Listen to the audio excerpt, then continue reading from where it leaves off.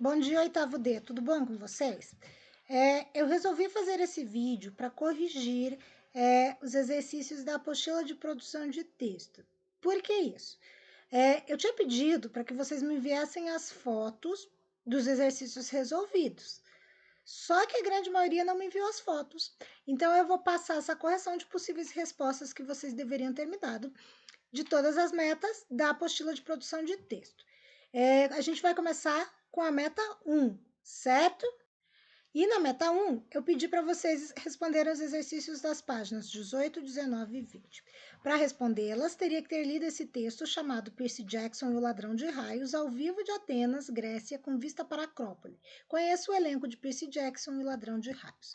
Vocês leram o texto e aí foram lá para a página 18 para responder. E a primeira pergunta diz o seguinte: as entrevistas podem variar de acordo com o número de participantes, podendo ser classificadas de forma distintas. Relacione as seguintes entrevistas lidas às suas respectivas classificações. Para isso, marque entrevista individual I ou entrevista coletiva C. Entrevista de Ruth Rocha I, individual. Entrevista com os atores do filme Percy Jackson e O Ladrão de Raios, C, porque é coletivo. Letra B de bola. Eu vou descer para cá para poder aumentar um pouquinho a fonte para vocês enxergarem um pouquinho melhor. Aí. E a B diz o seguinte: essa entrevista não apresenta uma introdução. De que forma é possível saber o assunto e quem são os participantes da entrevista? Bom, por meio do título da entrevista, que tem a função do título, de contextualizar o leitor sobre o assunto, e a linha fina, que adianta quem são os participantes, alguns atores do elenco do filme. Letra C. Essa entrevista ela vai nomear o entrevistador como moderador. Além de fazer as perguntas, qual é a função do moderador? Além de fazer os questionamentos aos atores, o moderador ele organiza a entrevista, sinalizando quem deverá responder a cada pergunta e, dessa forma, conduzindo o bate-papo entre os participantes. Letra D. Essa entrevista foi produzida de maneira oral. No entanto, para sua divulgação, ela foi transcrita. Cite exemplos de marcas de oralidade na transcrição dessa entrevista. Sabe é uma marca de oralidade, entende é uma marca de oralidade. Tranquilo? Letra E. Há ainda nessa entrevista e na de Ruth Rocha algumas marcas que indicam as ações dos participantes. Essas marcas são registradas entre colchetes. Identifique-as nas duas entrevistas e explique o que elas indicam. Na entrevista de Ruth Rocha, risos indica uma ação da entrevistada no momento da sua fala, ou seja, indica que ela riu. Entrevista com atores do filme, para Logan, para Alexandra. Essas marcações indicam a quem o entrevistador se dirigiu quando fez a pergunta. Tranquilo? E a página 20, marcas da oralidade. Gente, quando uma entrevista oral ela é transcrita, essas marcas de oralidade elas podem ser preservadas ou eliminadas. Vai depender de vários fatores, como o veículo onde irá circular, o público-alvo e a intenção da publicação. Exercício 1. Releia um trecho da entrevista de Ruth Rocha e, na sequência, um trecho da entrevista com os atores do filme Percy Jackson e o Ladrão de Raios. São dois trechos curtos, então eu vou ler com vocês. Ig, como você acha que é a melhor forma de incentivar uma criança a ler? Ruth Rocha, a criança tem que ser estimulada. Você tem que conversar com a criança, cantar muito com ela, ensinar versinhos, contar histórias desde que nasce, porque a leitura é um complexo que compreende ler, escrever, entender. É importante criar a criança para ler bem, ter vários livros no alcance da criança. Vejo muita gente comprar um celular para a criança que custa cerca de R$ 1.000, mas nunca vi um pai gastar R$ 1.000 em livro. Outra coisa muito importante a ler é o evento. A criança passa muito tempo brincando de ser grande, de ser bombeiro, de ser médico. Elas imitam os adultos. Então é importante que em uma casa as pessoas leiam, que cultivem a cultura. Agora, se ela vai ler mesmo, eu não posso garantir. Risos. Moderador. E você, Jake? Como foi interpretar o Luke? Jake. Sabe, Eu acho que ajuda muito quando você está trabalhando cercado de um elenco tão talentoso. É um desafio, mas de repente ele é minimizado e fica bem mais fácil trabalhar quando se contracena com atores assim.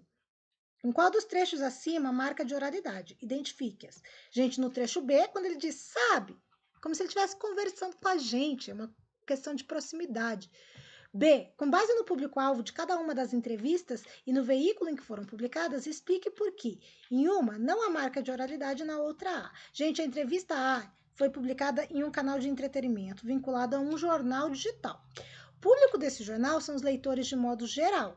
A entrevista B foi vinculada em um site destinado a pessoas que apreciam filmes e livros que tratam de temas como os abordados no filme em questão, geralmente adolescentes e jovens. Por isso apresenta a marca de oralidade, para deixar a linguagem mais próxima do público jovem. E isso, gente, até a página 20 é o que eu tinha pedido na meta 1. Então, eu acabei de corrigir, certo? Porque, infelizmente, vocês não conseguiram me enviar, não tem problema. Agora, você pega a sua apostila e corrige esta página 20. Eu vou dar sequência agora no que eu pedi na outra meta, que foi a meta 2, eu pedi a página 21, 22 e 23. Pessoal, vocês têm que lembrar que a parte de gramática já está toda corrigida, certo? Meta 1, 2 e 3, eu já lancei a meta 4. Isso aqui é só para produção de texto. Então, vamos lá. Meta 2, página 21, 22 e 23. Leia um trecho de uma entrevista com o artista Luan Nascimento, que é um grafiteiro, historiador e monitor do Museu do Homem do Nordeste. Eu espero que vocês tenham lido essa entrevista em casa. Com que objetivo a entrevista foi realizada? A entrevista foi realizada com a finalidade de divulgar a arte produzida por Luan Nascimento em um local público e de convivência no Museu do Homem do Nordeste. Na entrevista, algumas marcas de oralidade. Identifique-as. A, né, então, mas, enfim, e o uso de reticências. Com que função essas expressões foram utilizadas? Essas expressões, pessoal, foram utilizadas como forma de manter o diálogo aberto, confirmando a compreensão entre as pessoas envolvidas. A repetição de palavras e expressões como a, né, até, né, então, mas, enfim, é própria da oralidade e pode auxiliar na ordenação dos fatos e manter a atenção do ouvinte. Além da entrevista, há outros gêneros em que as marcas de oralidade costumam estar presentes, como o diário. E aí eu espero que vocês tenham lido. E a pergunta é a seguinte: por se tratar de um diário, a personagem conta situações vividas por ela em seu dia a dia. Que fato ela destaca nesse trecho? Biloca destaca o dia em que ganhou o diário, a emoção que sentiu e a promessa de mantê-lo atualizado. Para quem ela está relatando esses fatos? Gente, se é um diário, ela está relatando esses fatos para ela mesma, visto que os diários são uma forma de expressar os sentimentos vividos e também os sentimentos e vivências íntimas. Letra C. Biloca descreve suas emoções de acordo com as suas lembranças. Em alguns momentos, ela faz algumas interrupções no seu pensamento. Identifique como essas pausas são destacadas no texto. Gente, essas pausas aparecem destacadas pelo uso da reticências. Com que finalidade essas pausas foram inseridas? Para indicar que a Biloca parava e pensava nos eventos que ocorreram e que estão sendo descritos por ela. Leia a seguir o trecho de um desafio. Gênero oral de origem popular baseado no improviso, que é uma disputa entre dois cantores acompanhados de seus instrumentos musicais. Observe de que forma as marcas de oralidade se tornam um recurso expressivo e fundamental em gêneros como este. E aí vai estar aqui. Eu me chamo Josué, filho do grande romano, o cantador mais temido que houve no gênero humano. Tinha ciência da abelha, tinha força do oceano. Eu me chamo Manuel, por alcunha serrador. A minha serra não torce, seja que madeira for. Os dentes dela vomitam um grande raio abrasador. Vamos para as questões, então? Vamos lá, pessoal. No desafio lido, há várias palavras registradas conforme a fala. Identifique alguma dessas palavras. Cantador, ciência, serrador, pô e atrasador. Explique que efeito essas grafias sugerem, considerando o gênero em que foram empregadas. Como o gênero desafio é essencialmente oral, cantador, é de falar, de cantar, grafar as palavras de modo a destacá-las como elas são. Como eles falam no dia a dia, contribui para aproximar o texto da realidade e também vai criar efeitos expressivos. Há um gênero de poesia popular que se assemelha bastante ao gênero desafio. Trata-se do rap, mais precisamente o rap livre. Assim como o repente, essa manifestação cultural baseia-se em cantos improvisados que muitas vezes são duelos com versos semelhantes aos desafios conhecidos como batalhas de MCs. Nessa manifestação artística, as marcas de oralidade também são usadas como recurso expressivo. E agora corrigir. 21, 22 e 23, que era a meta 2. Vamos para a próxima? Pessoal, e a próxima era a meta 4, página 31, 32 e 33. E 34 também. Então, página 31, 32, 33 e 34. Tranquilo? Vocês deveriam ler o texto e responder as seguintes questões. No início da reportagem, o autor faz o seguinte questionamento: por que aqueles que cometem bullying, palavra que não tem uma tradução exata no português, optam por agir de forma tão negativa? Letra A, com que intenção ele faz esse questionamento? Gente, ele faz esse questionamento para chamar a atenção do leitor sobre o que será discutido na reportagem e também instigar uma reflexão a respeito do tema que ele irá abordar.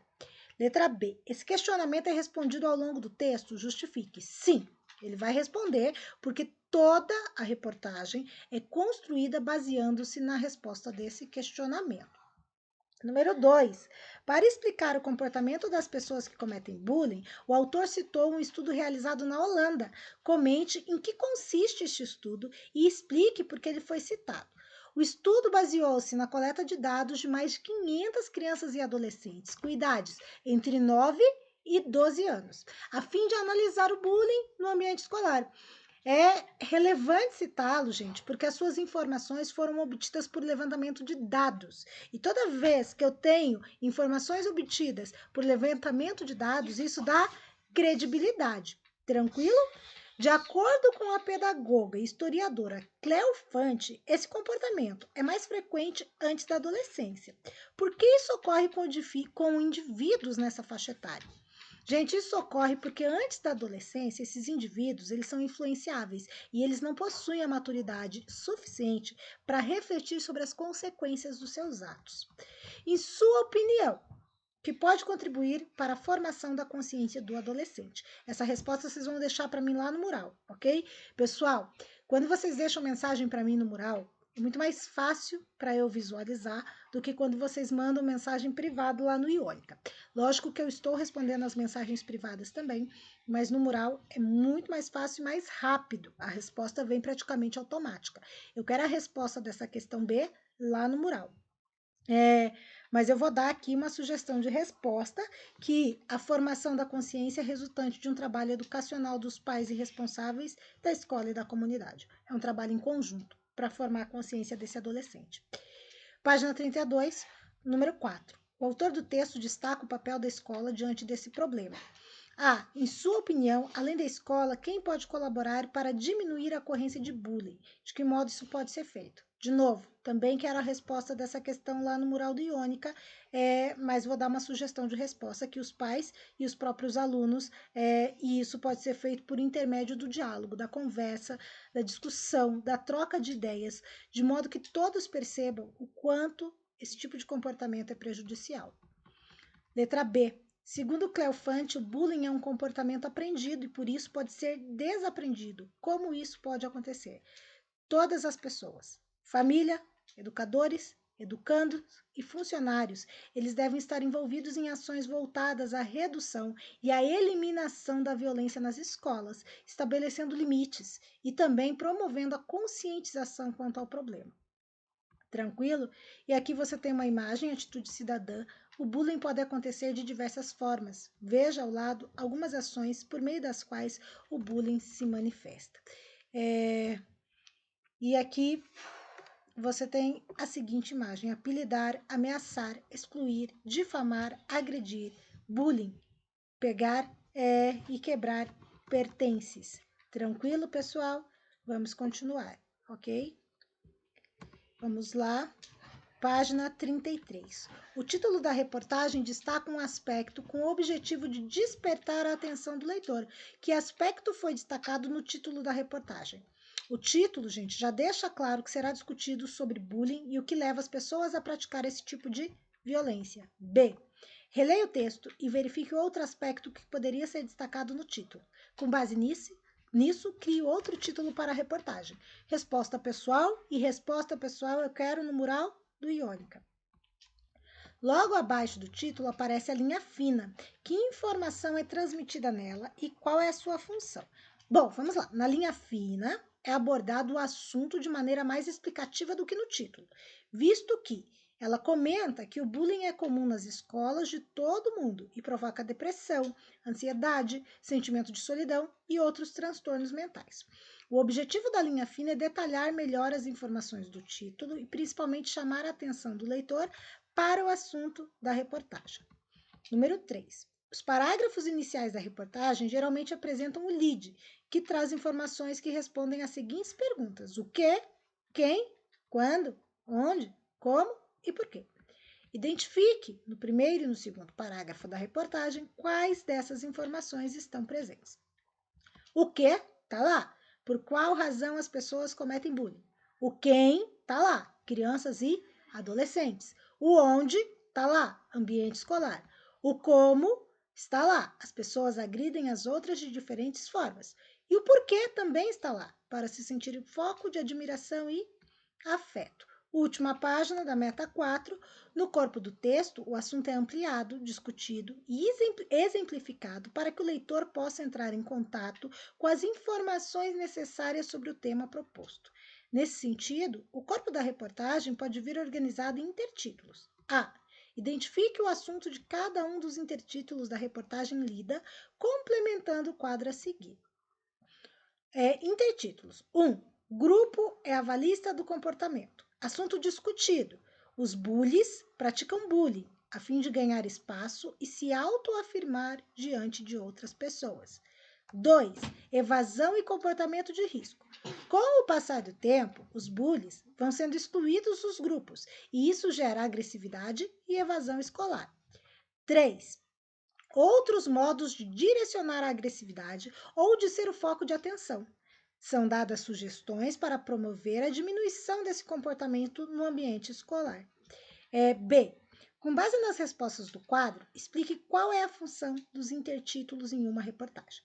Os intertítulos, pessoal, são empregados para organizar a divisão dos assuntos dentro da reportagem e ainda para dar leveza à diagramação. Tranquilo? A nossa meta 4 vinha até aqui. Eu espero que vocês façam a correção certinho, que me deixem lá essas respostas que eu solicitei no vídeo no mural. E até a próxima aula, a aula da meta 5. Beijo grande, 8º D. Tchau, tchau.